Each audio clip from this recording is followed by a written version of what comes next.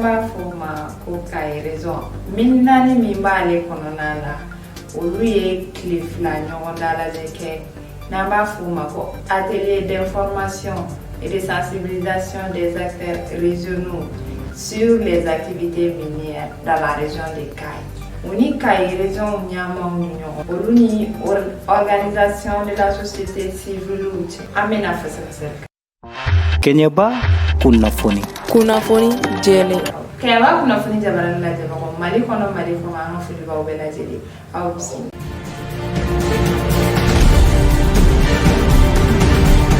ni nyogondala je kera kai chambre de commerce nyogondala je suba kono me ndamine na mars kalo kle folo kata black kle flana na samba fla ani mugan saba imbara nungla singa colonel Musa Sumare fe nale kai gouverneur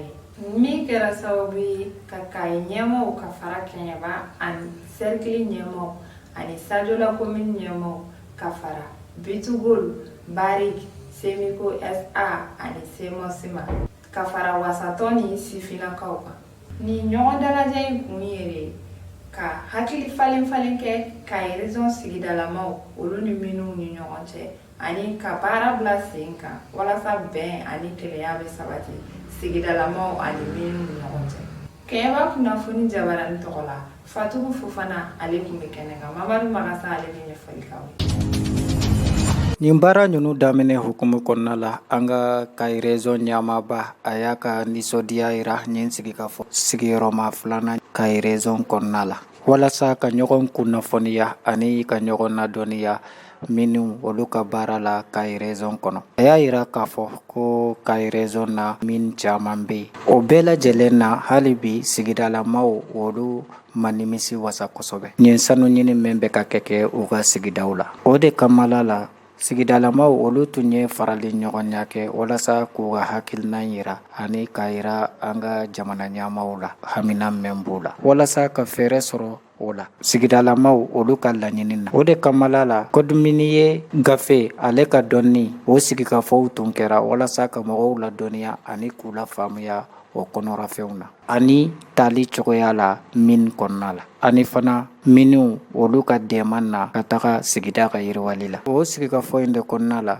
laɲini kɛra sigidalamaw fɛ o laɲini ɲinu na sigikafɔ san o san mini ani sigidalamaw ni ɲɔgɔn cɛ a y'a yira k'a fɔ ko nin sigikafɔ mɛn kɛra o ye de ka se ka fɛɛrɛ sɔrɔ o ko ɲinu na sigida o yiriwa kɔnɔna la ani min mɔgɔw u bɛ kan ka tali minnu kɛ sigida kɔnɔna la ka se k'olu bɛɛ lajɛlen ka ɲɔgɔn ladɔnniya o la ka baara bila sen kan walasa min ye bɛn ye a bɛ se ka sabati sigidalamaw ani min ɲɔgɔnw ni ɲɔgɔn cɛ an ka jɛ k'an ka kayi ɲamaba lamɛn nazarakan na. Monsieur le représentant du directeur national de la géologie et des mines,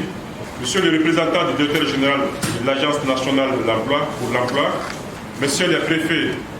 ici présents, Monsieur le président du conseil régional, Madame et Monsieur les présidents des conseils de cercle de Kay et de Kenyaba, Monsieur les maires ici présents, Mesdames et Messieurs les chefs de services régionaux, Madame et Messieurs les directeurs généraux des sociétés minières Pitugol, Barik, Semiko SA et Semos SA, Monsieur le président de la Chambre des mines, Mesdames et Messieurs de la société civile et des organisations fêtières, Mesdames et Messieurs de la presse, distingués invités en vos rangs, grades et qualités, tout protocole strictement observé. Donc c'est un plaisir pour moi de présider cette cérémonie de lancement de la deuxième édition de l'atelier d'information et de sensibilisation sur les activités des sociétés minières de la région de Kay. Pour rappel, la région de Kay regorge de nombreuses sociétés minières. Malgré cela, les populations locales semblent ne pas se satisfaire des retombées de cette présence massive des mines d'or dans la région. C'est ainsi que des mouvements d'humeur avaient été organisés et les autorités administratives régulièrement interpellées en 2021. C'est pourquoi, dans le souci de donner une réponse satisfaisante aux différentes préoccupations soulevées par les populations, il a été organisé une rencontre de sensibilisation sur le code minier, les processus de recrutement et surtout les contributions des sociétés minières dans le développement local. C'est à l'issue de la dite rencontre que des recommandations ont été formulées, parmi lesquelles l'organisation annuelle de l'atelier en l'étalant sur au moins 2 jours. Mesdames et messieurs, chers participants, l'atelier qui nous réunit ce matin vise à satisfaire cette recommandation. Son but est d'informer et de sensibiliser les acteurs de la société civile sur l'évolution et la prise en compte des préoccupations afin de promouvoir des solutions alternatives ou des idées nouvelles en partenariat avec la société minière et en conformité avec le code minier en vigueur. En effet, cet atelier se donne comme mission, entre autres, de rappeler les procédures de recrutement par les sociétés minières et de leurs bureaux de placement, de rendre visibles les efforts fournis par les sociétés minières courant l'année précédente en faveur du développement régional et local, faire comprendre aux acteurs de la société civile les procédures pour bénéficier de l'accompagnement des sociétés minières, expliquer les différentes procédures de prestation des marchés de fourniture des biens et des services, sur la mise en œuvre des recommandations de l'atelier précédent. Chers participantes et participants, pour ce faire, le dit atelier se propose d'être un cadre de rencontre de tous les acteurs dans le but d'apprécier les efforts fournis et de recenser toutes les difficultés qui feront l'objet d'une discussion approfondie dans la plus grande courtoisie, à l'issue de laquelle des recommandations pertinentes et objectives seront retenues afin d'apporter des solutions adéquates et durables dans l'intérêt de tous. Mesdames et messieurs, honorables invités, avant de terminer mon propos, permettez-moi de remercier sincèrement les responsables des sociétés minières ici présentes pour leur accompagnement et leur soutien multiforme à l'endroit des associations et organisations fêtières de la région. En effet, dans le cadre de l'organisation de certaines activités socio-culturelles et sportives, vous avez été très souvent sollicités par mes soins et vous avez régulièrement répondu favorablement à ces sollicitations d'accompagnement des organisations de ces activités. Ces appuis constituent d'autres formes de contribution au développement de la région. En vous exprimant toute ma gratitude pour ces efforts, je vous exhorte à plus de collaboration avec les opérateurs économiques et les organisations des métiers afin que l'or brille davantage dans la région des Cayes. À l'ensemble des acteurs, je demande une meilleure conjugaison des efforts pour un climat social apaisé, favorable aux activités minières saines, profitable à tous dans un environnement protégé et sécurisé. Enfin, en souhaitant plein succès à vos travaux, je déclare ouverte la deuxième session de l'atelier régional d'information et de sensibilisation sur les activités des sociétés minières de la région des Cayes. Vive la région des Cayes dans un Mali en paix. Je vous remercie de votre aimable attention. O hukumu kɔnɔna la Kayi raison société minière olu ka porte-parole n'ale madame Fatumata Bintu Sumare a y'a yira k'a fɔ ko olu ye baara min kɛ sigida yiriwa la ni sigidalamaw yɛrɛ kɛra o seere ye o kɛra nimisi wasaba de y'ale ma a y'a yira k'a fɔ fana ko olu bɛna u ka wulikajɔ kɛ walasa u bɛ kan ka baara min kɛ walasa sigida ka yiriwa hali bi dɔ ka fara o ka yiriwa kan a ye foli kɛ an ka Kayi ɲɛma gouverneur ye a ka nin baara in waleyali la walasa bɛn bɛ se ka tabati min ani sigidalamaw ni ɲɔgɔn cɛ. Ne tɔgɔ Fatimata Bintu Sumare Jaabi. Ne bɛ baara kɛ FECO la min na n'o o bɛ société bolo min tɔgɔ Bitigol Mali. An ye ɲɔgɔn sɔrɔ yan nɔ an n'an ka partie prenantes bɛɛ lajɛlen partenaires pour que ka kuma vraiment information do ani sensibilisation sur les activités des sociétés minières. Bi ni kɔni kɛra yan tile fila in kɔnɔna na a bɛ somɔgɔ sama bɔ kɛra cogo cogo peut-être que partenaire caman tun bɛ yen nɔ ko dɔw bɛ u t'a kalama mais présentation minnu kɛra a bɛna caman permettre u k'a dɔn halisa minnu bɛ baara min na u ka sigidaw la hali ka tɛmɛ an ka sigidaw kan donc a bɛ mɔgɔ caman permettre a ye mɔgɔ caman sɔrɔ olu y'o ɲɛdɔn tile fila in kɔnɔ du 1er au 2 an bɛɛ ye ɲɔgɔn sɔrɔ yan gouverneur de ka laɲini kɔnɔna na min bɛɛ tun bɛ yan Kayi région min bɛɛ tun bɛ yan a bɛɛ tun bɛ yan Sadio la Tabakoto Lulo Gunkoto ka fara anw yɛrɛ kan donc an bɛɛ ye ɲɔgɔn sɔrɔ yan an bɛ foli kɛ nin atelier organisateur ye i n'a fɔ y'a thème kɛ cogo min na mais an bɛ min ɲini u fɛ dɔrɔn halisa fangaba ka di communication ma parce que minnu ka baara tiɲɛ don bi par exemple n bɛ foli kɛ kosɛbɛ Keɲeba commune bɛɛ lajɛlen ye u y'a fɔ an ɲɛna mais halisa ça veut dire que an bɛ ka baara min kɛ a taabolo ka ɲi mais halisa an bɛna lajɛ ka dɔ fara o taabolo ɲumanya in kan sigiɲɔgɔn ɲumanya hukumu kɔnɔna na pour que bɛn ka sabati donc an ka laɲiniba ye o ye voilà surtout musow ka baara o fanga ka d'anw ye kosɛbɛ. Keɲeba cercle bɛɛ lajɛlen tɔgɔ la monsieur le maire a y'a da don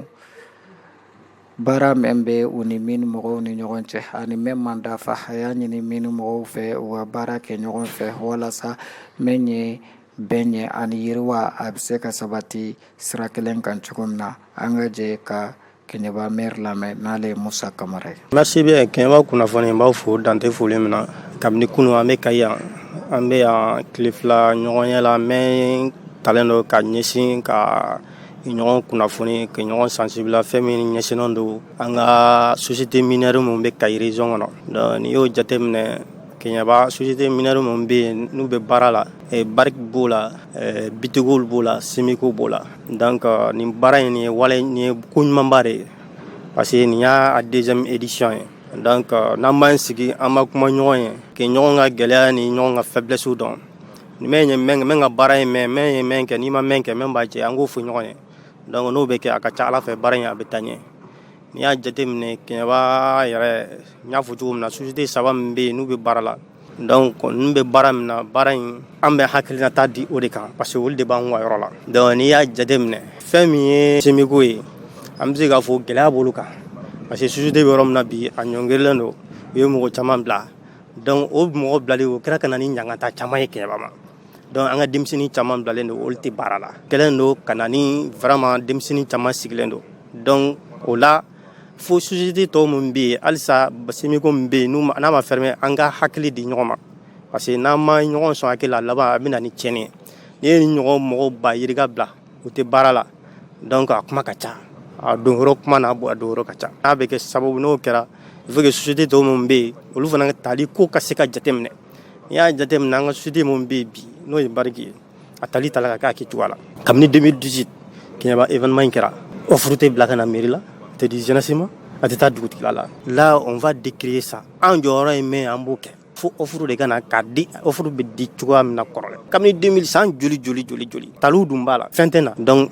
o ye fɛn de ye fɛn min n'a bɛ denmisɛnninw yɛrɛ ka avenir dɔn bɔgɔ la an y'o de fɔ n'an sigira an bɛ sɛbɛn kɛ ka ɲɛsin directeur général ma a dɔw bila ka na di gouverneur ma donc waleya min bɛ yen n'u b'a la o waleya il faut k'u k'a dabila offre bɛ di cogo min na ka kɔrɔ u ka segin a kan parce que n'i y'a jateminɛ mɔgɔ caman bilalen don Semico fɛ donc n'a fɔra olu fana tɛ tali la o bɛna dɔ de fara dɔ kan donc o ye gɛlɛya min n'o bɛ Keɲeba an ka denmisɛnninnakaw kan n'o bɔra yen n'i ye plan de développement communautaire yɛrɛ ta ka jateminɛ anw bolo o y'anw bolo koba de ye o bɛ kɛ sababu ye ka collectivitéw yɛrɛ soulager plan de développement communautaire in n'i y'a ta ka jateminɛ minnu de b'a la k'a bɛɛ exécuter u b'a la k'a baara in kɛ i b'a fɛ ko n'u b'a la k'a kɛ u yɛrɛ de Mali sariya de y'a exige u kan population ka hakɛ de don donc hakɛ in a kan ka d'u ma u t'a la k'a fɔ k'u bɛ population arrangement tɛ fosi ni code minier de y'a fɔ ka fɔ n'i ye plan de développement communautaire ta société bɛɛ kan ka se ka baaraw kɛ an ka sigidaw la pour que développement bɛ se ka kɛ cogo min na n'o baara bɛ kɛ a bɛ inspiré ni commune PDSEC de donc n'i y'o jateminɛ Mali code minier de y'a wajibɛ o kan o nafolo min filɛ normalement n'i y'a jateminɛ c'est comme sisan commune kelen kɔnɔ mɔgɔ fila de b'a la ka commune développement kɛ n'o ye min ni mairie ye o tɛ bɛn sariya la o commune développement a bɛ mɔgɔ kelen de bolo n'o ye collectivité ye n'o ye maire n'a ka conseil o n'i même b'a fɛ ka développement kɛ commune i bɛna fara olu de kan a musaka b'i bolo o a minɛn b'i bolo a fɛn wɛrɛ b'i bolo i bɛna n'a ye i bɛna fara maire ta de kan aw bɛ jɛ aw bɛ baara in ta k'a boloda ɲɔgɔn fɛ ka baara in k'a waleya ni baara fɛn fɛn n'a bɛ boloda développement communautaire la il faut k'a baara don ka se Keɲeba ma o ye mun ye surtout sirako Keɲeba dugu kɔnɔna sirako donc o ye priorité de bi Keɲeba ye ville impactée de ni société ninnu bɛɛ fɛ parce que u ka kungo foyi tɛ se ka ɲɛnabɔ bi n'u mana Keɲeba dugu kɔnɔ u mago bɛ fɛn fɛn na u bɛna Keɲeba de dugu kɔnɔ u ka mobiliw bɛ na u ka bisiw bɛ na u ka remorquew yɛrɛ n'u bɛ minɛn jigin u bɛna Keɲeba dugu kɔnɔ donc an tɛ se ka u faamuya cogo si la k'a fɔ ko Keɲeba tɛ impacté u ka activité fɛ Keɲeba bɛ impacté u ka activité fɛ il faut que Keɲeba ka don u ka plan de développement communautaire kɔnɔ pour que Keɲeba sirakow ka se ka ɲɛnabɔ an ka kɛnɛya kow ka se ka ɲɛnabɔ wasato mɔgɔw olu ka représentant tun bɛ n'ale organisation de société civile ale tɔnkulu dɔ ye a y'a yira k'a fɔ ko nin sigikafɔ in olu ka laɲini ɲɛ de walasa min ye sigidalamaw olu bɛ se ka lafiya sɔrɔ cogo min na n'o ye école de la mine o dayɛlɛli ye an ka mine yɛrɛ kɛrɛfɛla la walasa sigidalamaw olu yɛrɛ bɛ se ka qualification sɔrɔ cogo min na walasa olu yɛrɛ ka kɛ sanu bɔbaga ye ani u ka laɲini caman. N tɔgɔ Mamadu Billo Diallo, le représentant de Wasaton Keñeba a Kayi. Nin ko in a daminalen bɛ a bɛ san 3 bɔ. Kayi, Jaamu, Sajola, Keñeba an bɛ faralen bɛ ɲɔgɔn kan Wasaton kɔnɔ an ye bulu di ɲɔgɔn ma k'a yira gouverneur la an nana gouverneur y'a wele an tun ye marsi dɔ bulu da yan mais gouverneur y'a ɲini an fɛ an ka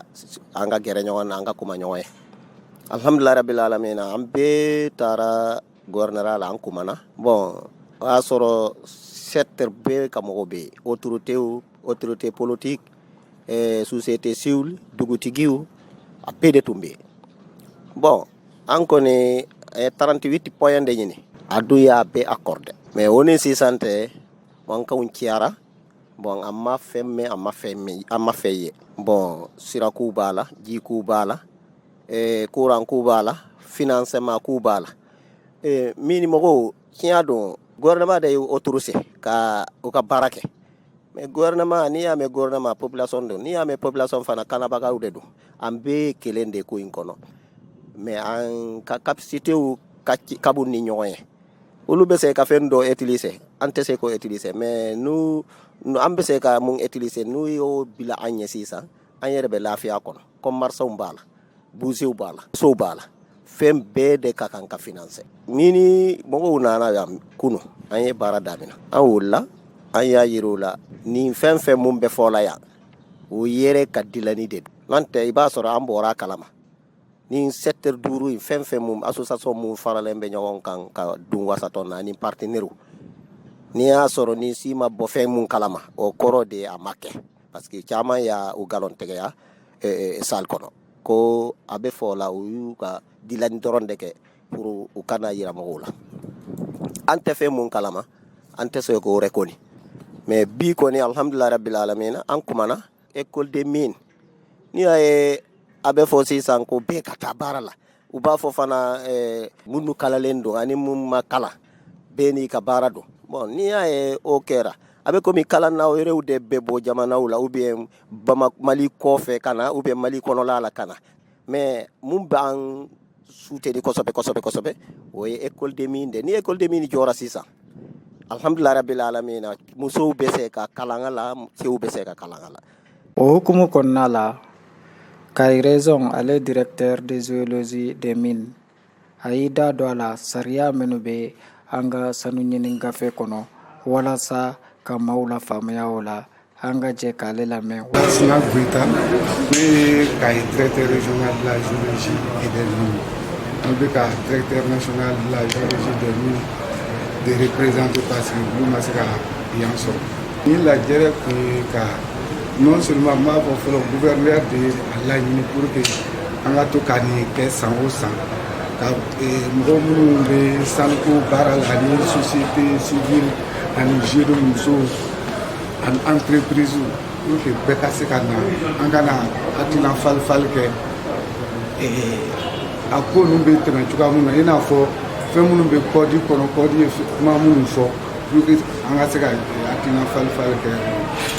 fɛn ninnu kan kɔdi kɔnɔ ko yɛlɛmalen parce que kɔdi min tun b'an bolo o tun ye 2012 kɔdi de ye sisan kɔdi révisera yɛlɛma caman donna kɔdi kura de b'an bolo u signera 2019 donc yɛlɛma caman de b'a kɔnɔ i n'a fɔ fɔlɔ convention fɛn dɔ de ye n'an b'a fɔ ma ko convention type o tun ye san